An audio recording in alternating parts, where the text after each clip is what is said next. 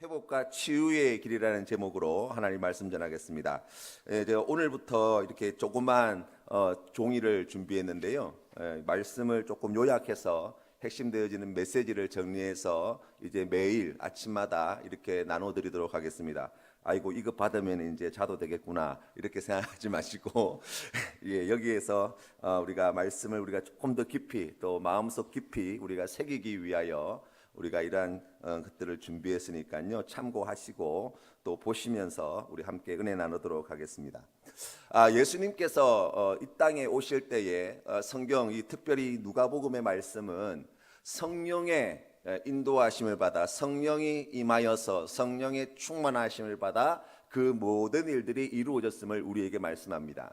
예수님께서 잉태하실 때 마리아의 몸을 통해서 이 땅에 나실 때도 성령으로 잉태하셨다라고 말씀하고 있고, 우리가 잘 알고 있는 대로 세례 받으실 때도 성령 하나님께서 비둘기와 같이 임하여 주셨다라고 이야기하고 있고, 광야에 나가 시험 받으실 때도 성령에 이끌려서 성령의 인도하심으로 광야로 나아가서 그러한 시험을 받으셨다라고 성경 말씀은 이야기합니다.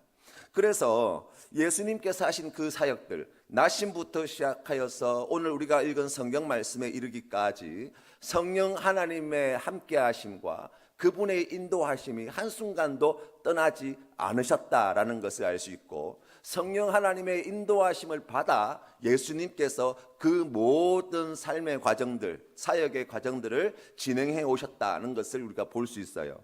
우리가 오늘 읽은 성경 말씀도 역시나 마찬가지입니다. 우리가 함께 나누는 16절 말씀 앞에 보시면 이 14절 말씀에 이렇게 나와 있어요. 14절 말씀에 보시면 제가 한번 받들어 읽겠습니다. 예수께서 성령의 능력으로 갈릴리에 돌아가시니 그 소문이 사방에 퍼졌고 라고 나와 있어요. 이제 예수님께서 하신 첫 번째 사역이 마태복음이나 마가복음에서는 무엇이라고 나와 있냐면, 이 시험을 받으시고 시험에서 승리하신 후에 가장 먼저 하신 일이 복음을 전하시는 일인데, 회개하라 천국이 가까이 왔다라는 말씀을 전하셨다는 거예요. 그런데 누가복음에서는 그렇게 시작되지 않습니다. 우리가 오늘 읽은 성경 말씀, 이 시험을 다 마치시고 난 다음에 예수께서 성령의 능력으로 갈릴리에 돌아가셨다라고 시작하고 있어요. 그러면서 그 내용을 살펴보면 15절 말씀에 보시면 친히 그 여러 회당에서 가르치심에 무사람에게 칭송을 받으시더라라고 이렇게 설명을 하고 있습니다. 다시 말하면 이 누가복음은 특별하게 이 가르침에 대한 중요성을 두고 있어요. 왜냐하면 우리가 누가복음 1장 4절 말씀에 보시면 이 데오빌로에게 그가 알고 있는 바, 들어온 바, 배워온 바를 확실하게 하기 위하여 이제 이 책을 썼다라고 누가가 고백했잖아요. 그러니까 다시 말해서 예수님께서 성령의 이끌리심을 받아서 갈릴리로 가셔서 행하신 일이 뭐냐라고 이야기할 때 가르치심의 사역인데, 그 가르치심의 사역의 목적이 무엇이냐라고 이야기하면 그 믿음을 확실하게 하기 위하여 우리 주님께서 이와 같이 행하셨고, 그 모든 일은 성령의 인도하심을 따라 행하신 사역이다라고 오늘 성경 말씀은 우리에게 가르쳐 줍니다.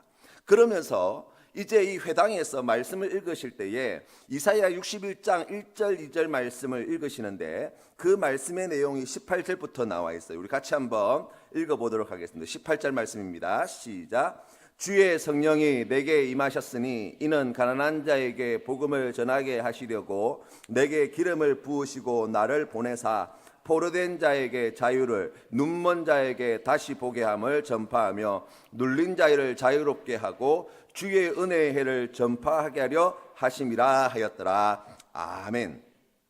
여러분, 이 말씀을 여러분 잘 보세요. 여기서 우리가 이사야서 61장 말씀의 원문을 우리가 조금 살펴볼 필요가 있는데요.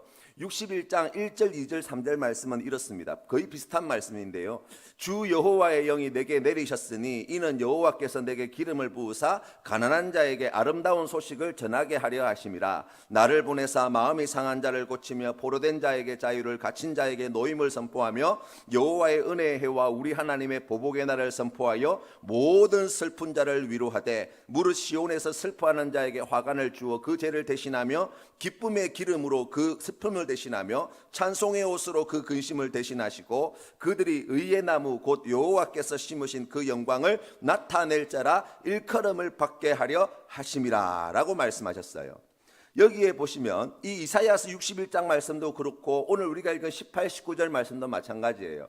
이 말씀을 여러분 주의 깊게 한번 보시면 우리가 뒤에 보시면 이렇게 나와 있어요. 포로된 자에게 자유를, 눈먼 자에게 다시 보게 함을 전파하고 눌린 자를 자유롭게 하고, 이사야서의 말씀에도 나와 있는 것처럼, 여기에 이사야서의 말씀에 나와 있는 것처럼 포로된 자의 자유를, 갇힌 자에게 노임을 선포하고, 또 우리 하나님의 은혜와 보복의 날을 선포하여 모든 슬픈 자를 위로하게 하시는 그 궁극적인 목적이 무엇이냐라고 이야기하면 18절 그 초반부에 나와 있는 말씀의 내용이에요. 주의 성령이 내게 임하셨으니 이는 가난한 자에게 복음을 전하게 하시려고 하셨다는 거예요. 여러분, 우리가 오늘 이 말씀을 통해서 귀담아 들어야 할 그 첫 번째 이야기가 바로 이것입니다. 예수님이 왜 오셨냐라고 이야기하면, 예수님께서 왜 사람의 몸으로 이 땅에 오셔야만 했느냐라고 이야기하면 그 가장 중요한 목적, 예수님께서 이 땅에 오신 가장 중요한 목적이 무엇이냐? 복음을 전하기 위함이라는 거예요. 이것이 예수님께서 하신 사역의 전부라고 이야기할 수 있습니다. 그런데 우리가 이 성경 말씀 뒤편에 살펴보시면 지금 복음을 전하기 위해서 이 땅에 오셨던 예수님께서 행하신 일들에 대해서 이 이사야서의 말씀을 통해서도 보게 되어지는데, 우리가 오늘 읽은 4장 31절부터 41절까지 여러분 성경 말씀을 한번 찾아보세요. 4장 31절부터 41절까지 눈으로 잠시 보시면 여기에는 예수님의 치유 기사가 집중적으로 나타나고 있습니다. 말씀의 내용을 살펴보면 첫 번째 이적은 31절부터 시작되어지는데, 갈릴리 가버나움에서 더러운 귀신 들린 사람을 치유하신 사건이에요. 그런데 어떻게 치유하셨냐라고 우리가 살펴보니까 첫 번째, 하나님의 말씀을 가르치셨다고 31절에 나와 있습니다. 그렇죠? 그리고 32절 말씀에 가르치실 때 사람들이 많이 놀랐대요. 그리고 귀신이 자신의 덩체를 드러내었고, 예수님께서 귀신을 꾸짖으시자 귀신이 떠나게 되었다는 것입니다. 이게 갈릴리에서 행하신, 가버나움 동네에서 안식일에 행하신 치유기사의 내용이에요. 두 번째, 이어서 나와 있는 이야기가 뭐냐면 베드로의 장모를 치유하신 내용인데, 그 기사의 내용도 보시면 사람들이 예수님께 이 베드로의 장모를 갖다 고쳐달라고 구하였을 때 열병을 꾸짖으셨어요. 그러자 병이 떠났다고 이야기합니다. 그리고 난 뒤에 예수님께 이 여인이 다가와서 일어나서 수종을 들었다고 성경 말씀에 나와 있어요. 세 번째 치유기사가 40절부터 나와 있는데요, 여기에서도 마찬가지예요. 온갖 질병 걸린 사람들을 예수님께 데리러 나올 때에 예수님께서 일일이 손을 얹어 고치셨는데, 귀신이 떠나가며 예수님이 하나님의 아들이심을 말하고 예수님께서 그 귀신을 쫓아내실 때 귀신이 다 떠나가게 되었다라고 성경은 기록하고 있어요. 여기에 갈릴리에서 안식일에 행하신 이적과 베드로의 장모를 치유하시는 이적과 또 많은 병자를 고치시는 이적을 통하여서 우리가 주목해서 보아야 될 것이 있는데, 그것은 무엇이냐면 이 갈릴리에서 안식일에 귀신 들린 자를 고치신 이적 가운데 특별히 강조되어지는 단어가 있어요. 그게 뭐냐면 권위예요, 권위. 사람들이 예수님의 권위에 깜짝 놀랐고, 예수님의 그 권위는 귀신들도 그 권위 앞에 굴복할 만한 그러한 권위가 되었고, 그래서 예수님께서 귀신을 꾸짖으시고 또 뒤이어서 이 질병을 꾸짖으시고, 그렇게 꾸짖게 되어질 때 그 권위 앞에 이 귀신들이 떠나가고 질병이 떠나가는 역사가 나타나게 되었다는 거예요.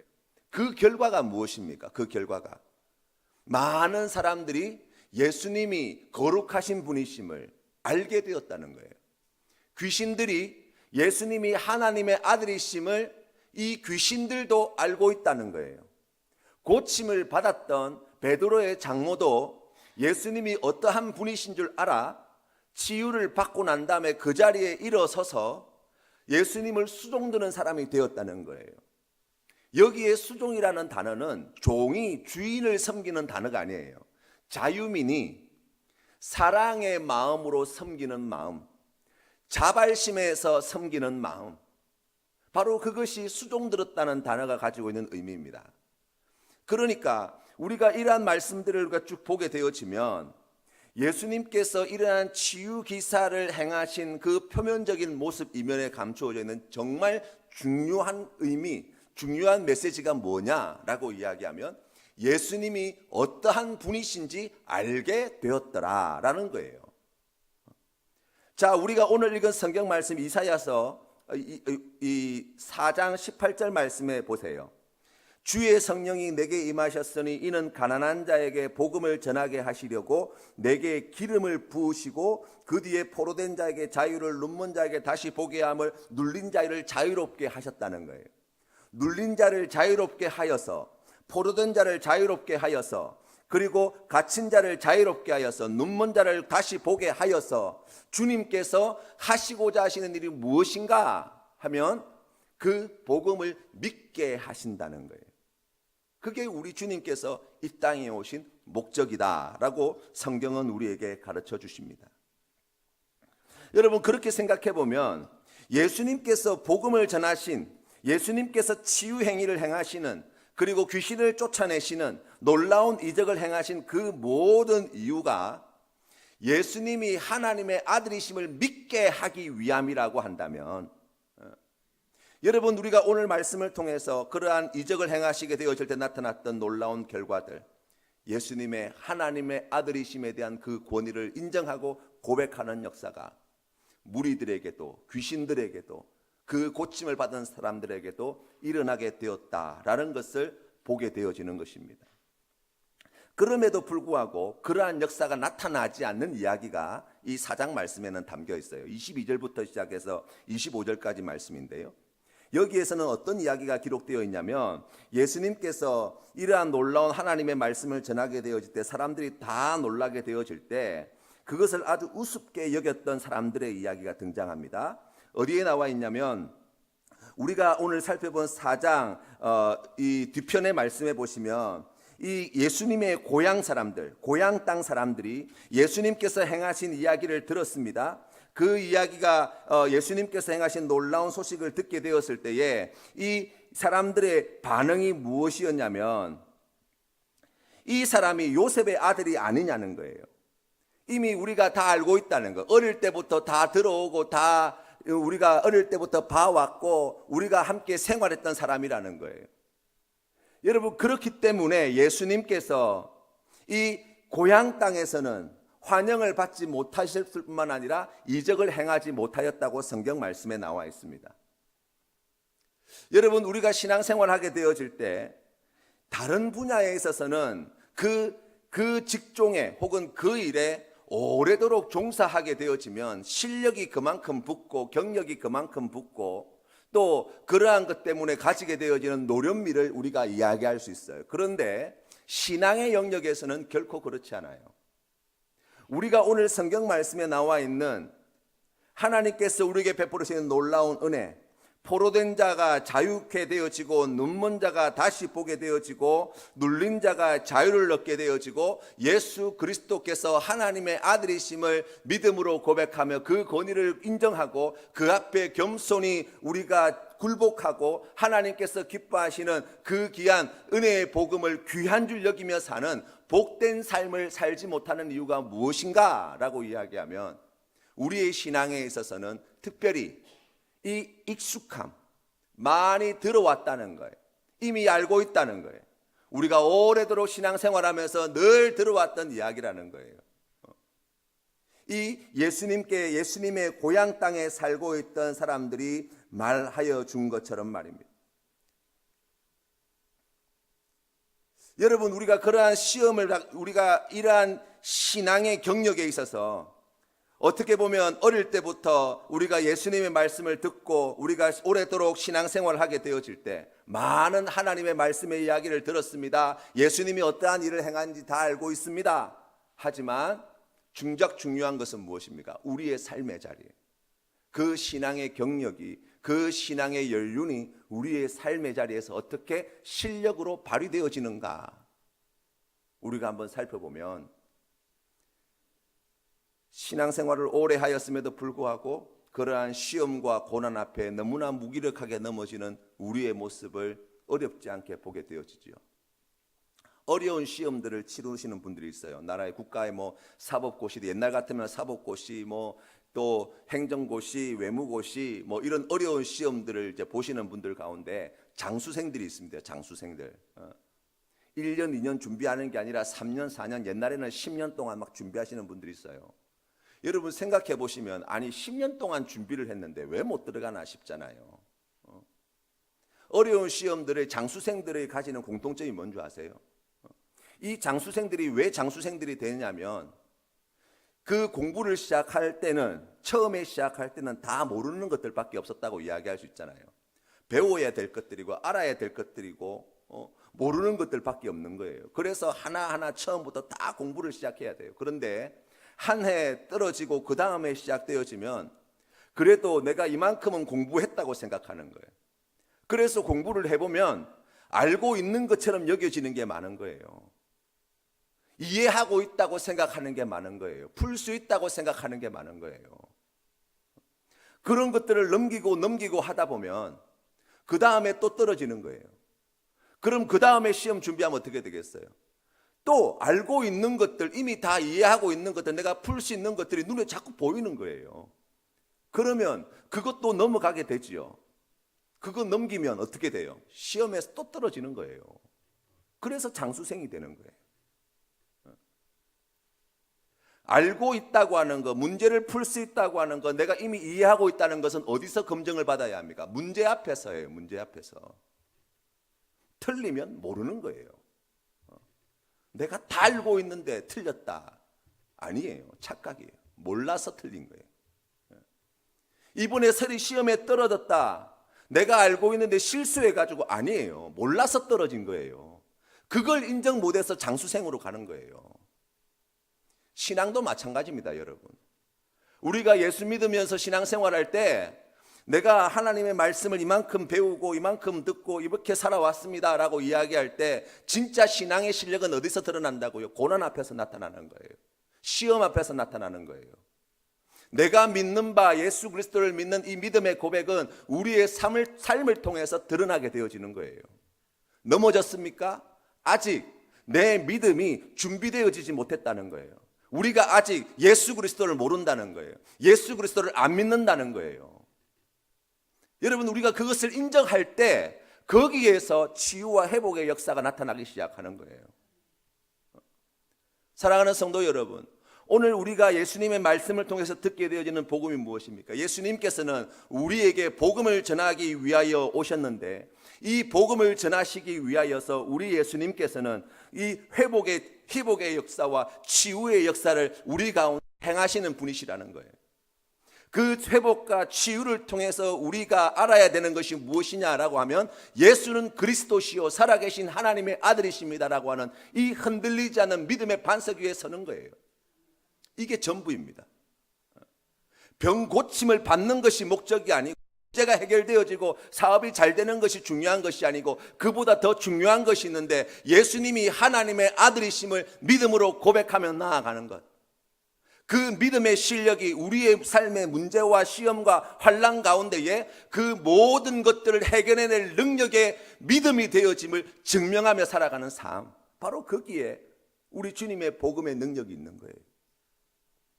우리가 오늘 읽은 이 성경의 내용이 무엇입니까? 우리가 함께 나눈 이 교재에 나와 있는 세 번째에 나와 있는 것이 바로 그것입니다. 완전한 치유, 완전한 회복은 무엇이냐라고 이야기하면 질병에서 나음을 입는 게 아닙니다. 안 되던 사업이 잘 되는 데 있지 않아요. 자녀가 출세하고 성공하고 기도해가지고 모든 문제가 해결되어지는 데 있지 않아요. 모든 치유와 회복의 그 정점은 예수 그리스도를 믿는 것에 있는 거예요. 예수 그리스도를 믿게 되어질 때 이미 내가 완전한 치유함을 받았습니다. 내가 예수 그리스도를 하나님의 아들로 믿게 되어질 때 그 믿음으로 말미암아 내가 완전히 자유로운 존재가 되었습니다. 내가 예수 그리스도를 믿게 되어지는 그 믿음으로 말미암아 하나님께서 나에게 행하신 이 놀라운 은혜의 해, 그 놀라운 역사하심, 구원하심이 이미 성취되어지고 완전히 이루어졌음을 내가 믿습니다. 그러한 삶을 살아내는 것, 바로 그것이 예수 그리스도의 복음의 능력이라고 이야기할 수 있습니다. 왜 그렇습니까?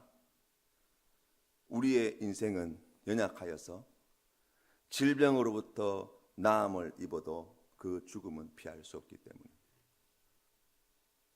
우리의 인생은 짧아서 많은 것을 이룬 것 같지만 그 이루는 것이 내 생명이 다하는 그날 아무런 의미가 없다는 것을 알기 때문에, 우리를 사망에서 건져낼 힘은, 우리를 그 모든 얽매인 것에서 자유롭게 할 수 있는 것은 오직 하나, 예수 그리스도를 믿는 믿음 하나밖에 없다는 거예요. 여러분의 마음 가운데에 예수 그리스도를 하나님의 아들이시요 나의 구원자 메시아이심을 믿는 믿음이 있습니까? 이미 완전한 치유가 이루어졌음을 믿으시기를 바랍니다. 하나님이 나에게 완전한 자유를 주셨음을 믿으시기를 바랍니다.